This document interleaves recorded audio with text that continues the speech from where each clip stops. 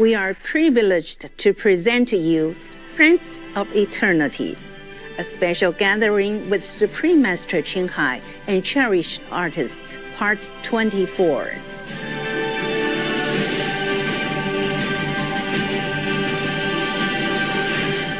Our next guest is the incomparable Spice Williams-Crosby.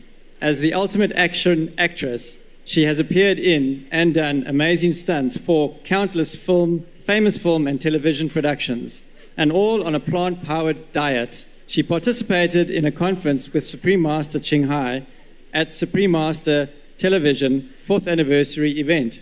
Let's hear more from Miss Williams-Crosby in her talk titled Making an Act of Conviction. With God, these are possible.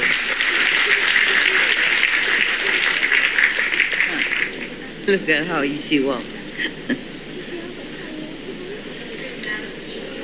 Yes, ma'am.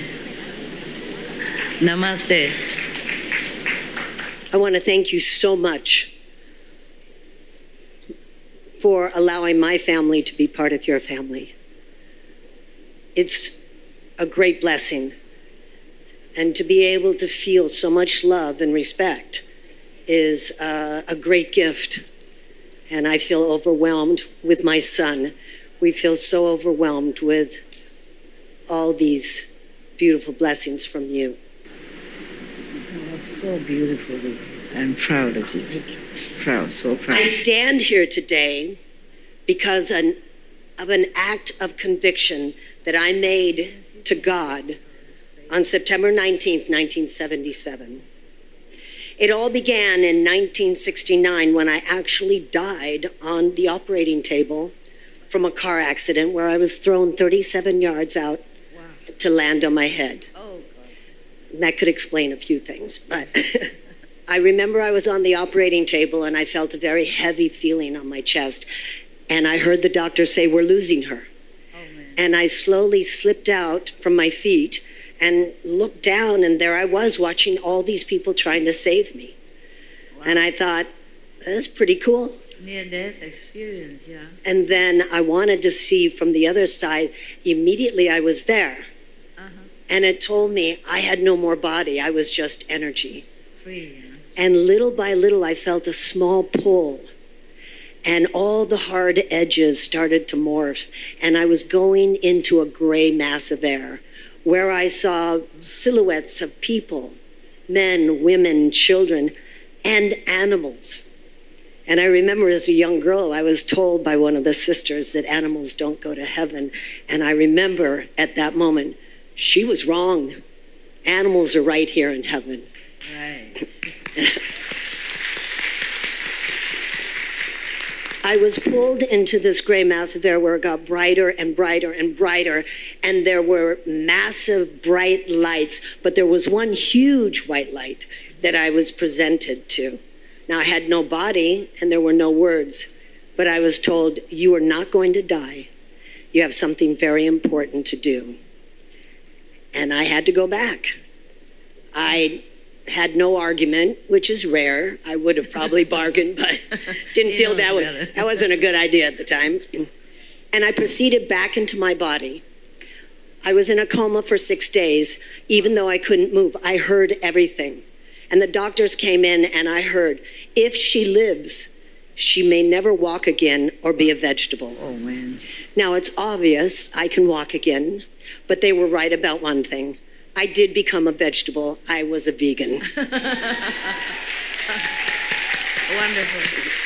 From that day on? Not quite, but you know, lessons come slow and fast. Yeah, sometimes. After 6 days in the coma, I spent 3 weeks in a wheelchair, had to learn how to walk again, and 2 years recovering. Wow. The next 8 years, I was a musician, singer, entertainer on the road, and those years were filled with a lot of drugs and alcohol. Man. They were exacerbated by 5 members of my family, including my dad, who committed suicide, and a childhood with massive abuse. On my 3rd drug and alcohol overdose, I rolled out of the bed, crawled through the living room, pulled myself up on the stove, and looked up into the air vent where I was convinced God was at that moment. And I said, God, what were you trying to tell me in the light? And then I said, okay, God, here's the deal. You help me turn my life around. I swear I'll be an image that changes the world. And at that moment, I had to look around. Who said that? It was me. It was my soul for the first time. I heard my soul. Well, I never looked back after that act of contrition, because making that promise to God was an act of conviction, and there's no going back. And since then, I've accomplished many things. I'm an actress, stunt woman, martial artist. I hold 3 black belts, and I'm certified in 4 countries to teach hand-to-hand combat in self-protection. I have 2 master's degrees and a PhD. I'm a doctor of holistic medicine. Wow. I'm a wife to a gorgeous man, wonderful man of 32 years, and I'm a mom to the most gorgeous child in the world, my son, Luke Crosby. Look at him. Your best achievement. If I never did anything right, I did that. I also now produce faith-based film shorts, and that's my way of giving back by spreading God's messages. So I've been a vegan for 40 years, and I also have my own company, Spice of Life Meatless Meats. 40 years? And we have jerky, meatless jerky, and meatless meats. Wow. Now, in 2000, the year 2000, my husband, Gregory Crosby, who's writer, producer, and grandson to Bing Crosby, read this book called The Unlikeliest Hero, about a young man, a young boy, Desmond T. Doss, who also made an act of conviction. After he saw a picture of the 10 Commandments on his kitchen wall, number 5 said, "Thou shalt not kill." And he was 5 years old, and he didn't understand, how could another man kill another man? So that was it. His act of conviction at that age to God was, I will never kill. But World War II came around, and everybody was signing up to help stop this war and help America win over evil dictators. Doss felt the need to join. However, he wouldn't touch a gun. Now, this is World War II. And because of this, they called him a coward. They beat him up. They broke his nose. They knocked his teeth out. And every night they threw ice water on him. He was a vegetarian in World War II. So they took his vegetables away and gave him raw meat. And he just ate bread and water for months at a time and said, guys, might as well just put a gun to my head and kill me, because I'm not quitting. I joined this war. He had to go to the U.S. Army court, fight it in the court, for his right to stay in this war. And they said, you know, a lot of killing takes place in the war. And he said, yes, sir. But I joined to save lives, not take lives. And at that, he said, make me a medic. They made him a medic, and he worked harder and trained harder than anyone else. He was so good, he saved everyone's lives when they went out. And Medic Desmond T. Doss was a Seventh-day Adventist, and his Sabbath was on Saturday, the one day he set aside for God. Yet the day came when all the generals and the United States president came and said, there's a 400-foot escarpment cliff in Okinawa, and there are 17 Japanese soldiers up there that can see the sands and when the ships come in, and we cannot win this war by not getting rid of those guys up there. And they all said, okay, let's do it. And they said, but it's on Saturday. That's Doss's Sabbath.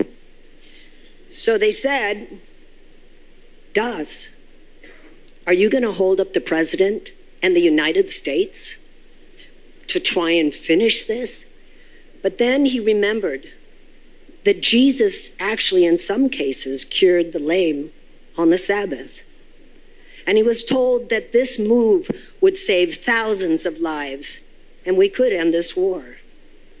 So upon that agreement he made, that he would go up and take care of all those men if only everybody knelt down and prayed with him. And that meant all the generals, and that meant all the higher ups, and all these men who hated him and beat him up asked him to pray while they took a knee.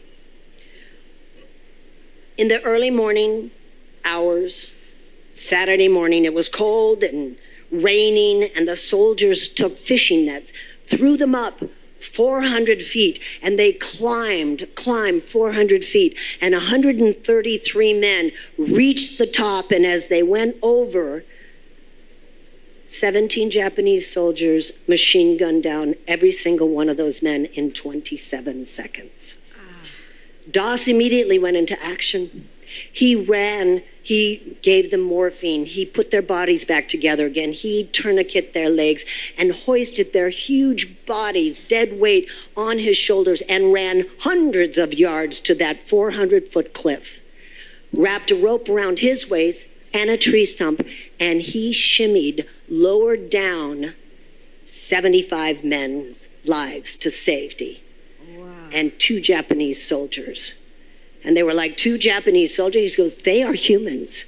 They are fighting for their country just like we are. He was only 5'6" and 135 pounds. That day, yes, he saved 75 men and those 2 Japanese soldiers, but over the course of other days, it was a culmination of 450 men. Wow. He saved their lives, and not one bullet could touch them. Wow. He felt them whizzing by his hair. He roundhouse kicked grenades, but nothing could stop Desmond T. Doss. As he prayed over them, they were crying, they were screaming in pain, afraid to die, and he literally saved all these men to the point where they wanted to give him 2 medals of honor. And he said, no, he didn't even want them, but he accepted 1. And those men, in the process, found out that he had lost his Bible. Those are the same men that hated him and beat him up. After he got his Medal of Honor, they pooled their money together, went back to Okinawa after the war, and combed the island for 2 weeks till they found his Bible. Wow. See, he made an act of conviction, rooted in God, driven by love, for the betterment of himself. But what it did was it bettered everybody else around him.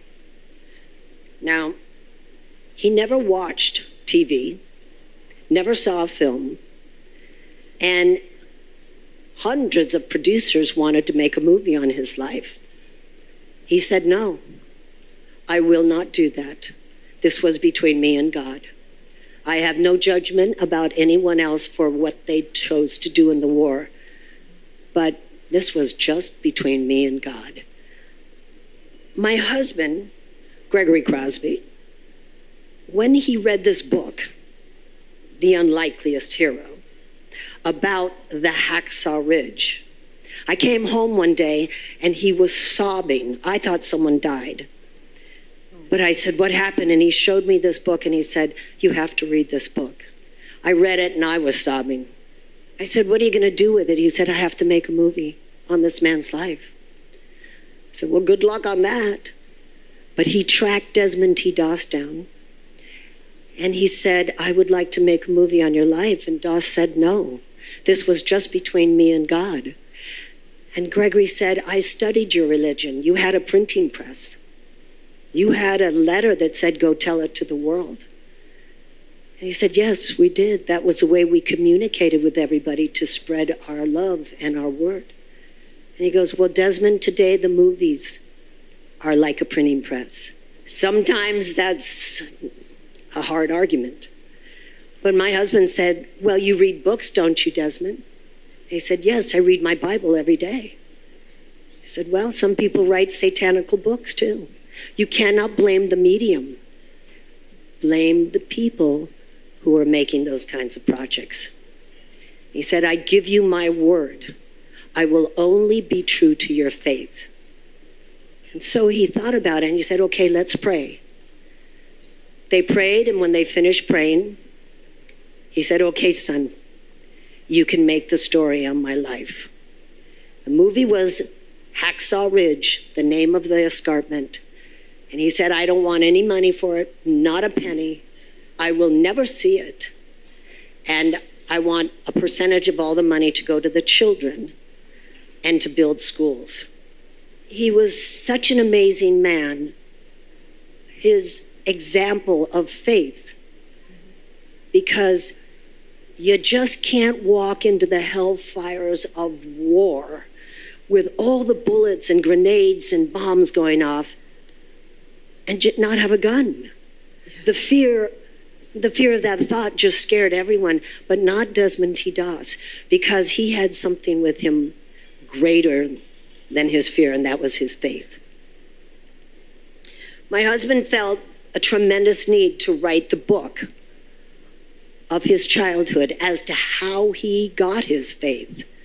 It's called The Birth of Hacksaw Ridge, How It All Began. And it's this book. They want to make a TV series on it now. Wow.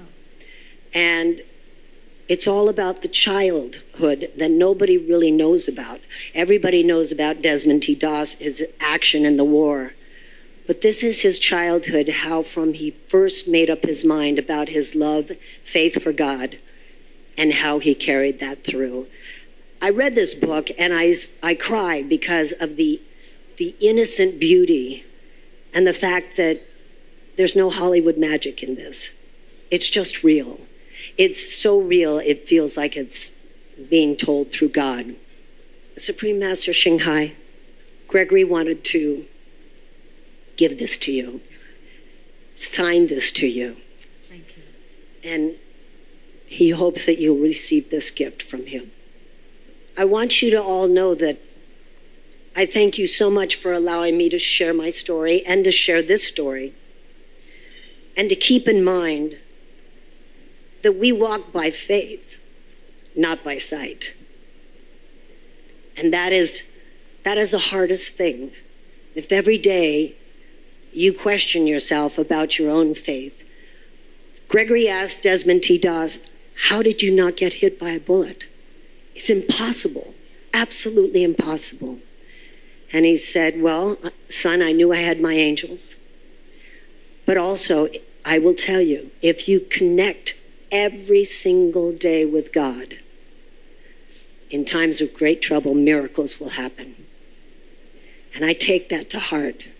So for me, I can't get through a day unless I know I've connected. And Supreme Master Shanghai, through all your teachings, you have shown a great light in a pathway for people that have faith, because then we get stronger and stronger. It's just like if you want a strong body, you got to put a little resistance on those muscles to build. And that's what our spirit needs sometimes. Our spirit needs a little resistance, a little trouble, so we can work through that. Because in times of great trouble, miracles do happen. Thank you. Thank you. Wow. Very interesting. A personal experience. Very interesting. You took a good photo? Yeah. Yeah, I told her to sit here so you can. Yeah. And then you can take a straight photo of you. This is my husband there with Desmond T. Doss on the day he gave me his permission. Wow. Oh. Wow. Thank you so much.